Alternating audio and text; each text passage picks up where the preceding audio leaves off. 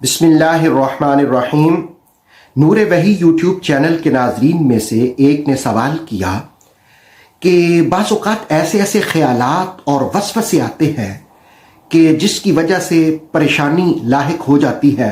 कभी मुस्तकबिल के अंदेशे, क्या बनेगा और आखिरत कैसी होगी, कभी गंदे ख़यालात दिल और दिमाग में आते हैं।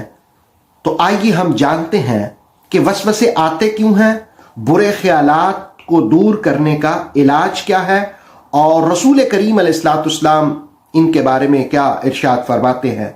इसलिए कि सूरह बकरा की एक आयत है जिसका मफहूम यह है कि जो तुम्हारे दिल और दिमाग में पैदा होता है उस पर भी तुम्हारी गिरफ्त होगी। तो सहाबा ने रसूलुल्लाह अलैहिस्सलाम की खिदमत में अर्ज किया तो रसूलुल्लाह अलैहिस्सलाम ने फरमाया, बुखारी मुस्लिम की हदीस है, अल्लाह ने मेरी उम्मत के लिए वसवसे माफ फरमाए हैं जिन पर अमल ना किया जाए और उनके बारे में बात ना की जाए। वसवसे पैदा क्यों होते हैं? दरअसल जिस वक्त कोई इंसान तन्हा तन्हा रहे, अकेला अकेला रहे, किसी से गुफ्तगू ना करे और दूसरे नंबर पर फारिग रहे, कोई काम ना करे, तो फारिग रहने की वजह से भी बुरे ख्यालात जन्म लेते हैं। और तीसरे नंबर पर जिस वक्त जिस्मानी एक्टिविटीज ना की जाए तो तब भी बुरे ख्यालात और वसवसे पैदा होते हैं। गंदी चीजों को देखने से भी वसवसे पैदा होते हैं और बुरी चीजें और बुरे माहौल में रहने से भी वसवसे पैदा होते हैं।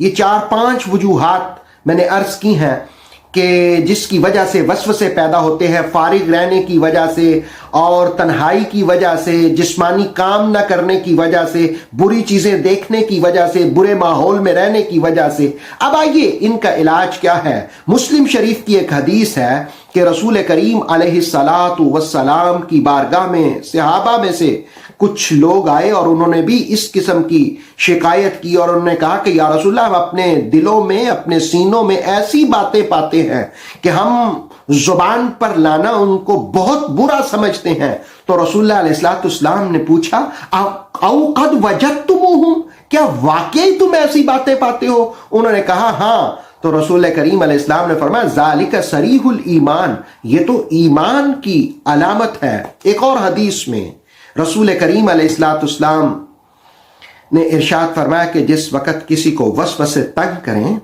और बड़े अजीब किस्म के ख्यालात आए तो उसे चाहिए फल यस्ताइज़ बिल्लाह, वो अल्लाह की पनाह मांगे।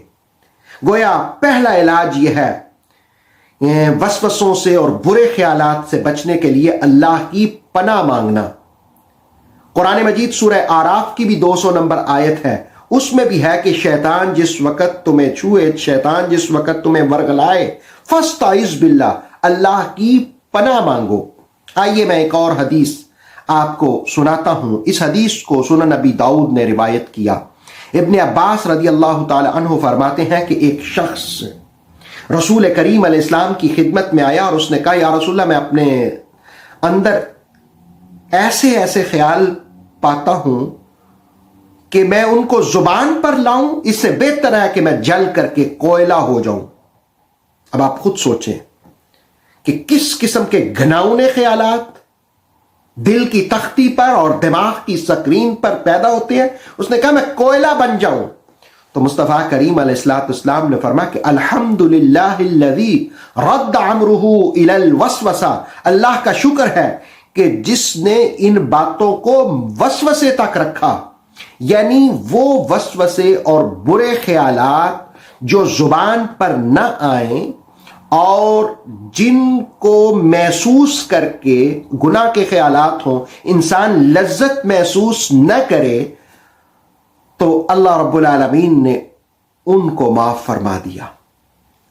अब इन वसवसों और बुरे ख्यालात से बचने के लिए पहला इलाज अल्लाह की पनाह मांगना, और दूसरा जिसको ऐसे ख्यालात आते हो वो तन्हाई में ना रहे, वो महफिल में बैठे, घर में हो तो बहन भाइयों, माँ बाप के साथ गुफ्तगू करे और बातें करे, और या फिर वो स्टडी करे और इस तरह की कोई ना कोई मसरूफियत अपनाए। और तीसरा इलाज इसका यह है कि वो फारिग ना रहे اور چوتھا علاج یہ ہے کہ وہ جسمانی کام بھی کرے، پریکٹیکل کچھ کرے۔ جس وقت انسان بہت زیادہ فارغ رہتا ہے نا تو اس وقت بھی وسوسے آتے ہیں۔